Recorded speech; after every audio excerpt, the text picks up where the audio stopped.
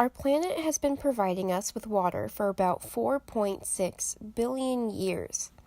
Humans, along with nearly all living things, need this water to live, but humanity has treated water like a bad friend would.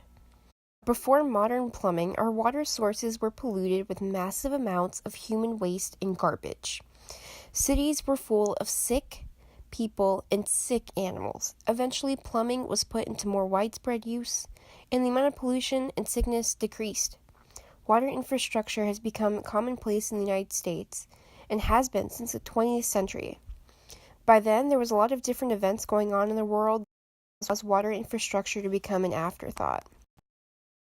FDR's New Deal during the Great Depression created large-scale public projects like the Hoover Dam in order to create jobs, but corners were cut nearly everywhere else. The Second World War and then the Cold War had investment diverted into military, leaving behind renovation of many water management systems. Not every town can get a Hoover Dam, but every town deserves a better management system. Because at the time it wasn't extremely apparent, but these mismanaged and aging systems have an effect on climate change, and it isn't pretty. Human action is the cause of the rapid climate change currently affecting the Earth.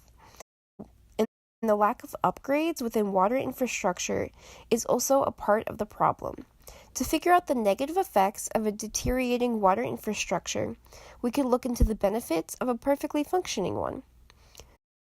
A good water management system separates drinking water from wastewater, treats drinking water, gets drinking water from the source to people's homes, makes sure wastewater is properly disposed of, has minimal leaks and acceptable or non-traceable amounts of contaminants.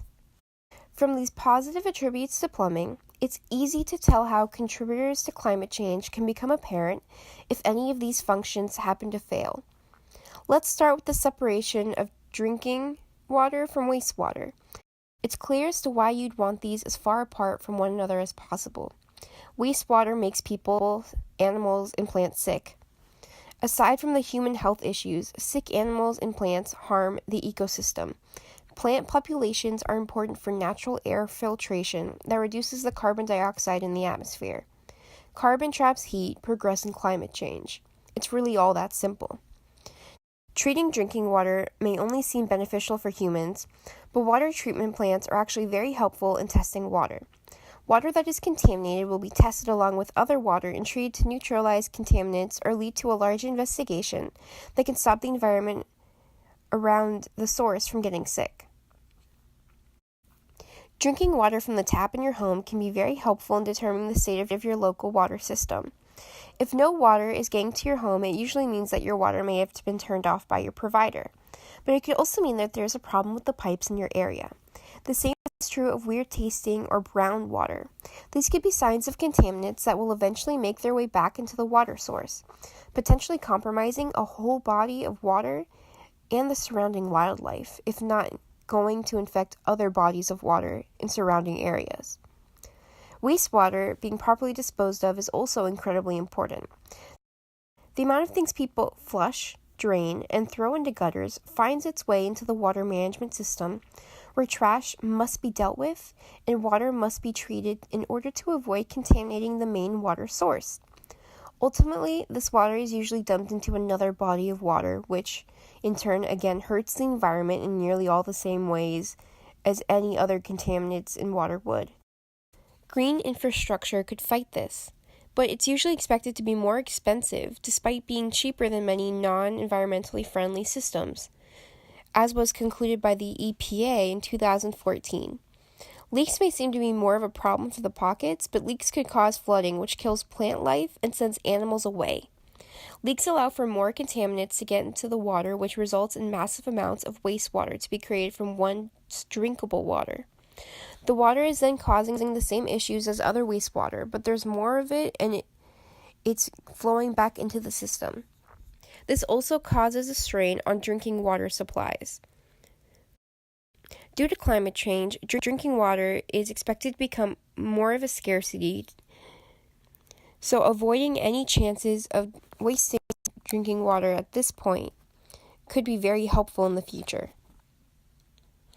But I shouldn't have to tell anyone contaminated water is bad. It is known to be able to make you sick, like what happened in Flint, Michigan, where the mayor had to call a state of emergency when lead found in their water caused poisoning in children and adults alike. Water with high metal levels in particular cause an issue as they make population around the water source sick and trap heat. The water cycle usually allows for just water to be lifted up into the atmosphere, where it comes down through rain, snow, or other variants. Heavy metals can attach themselves to water molecules and instead of leaving the atmosphere, come back to Earth with water.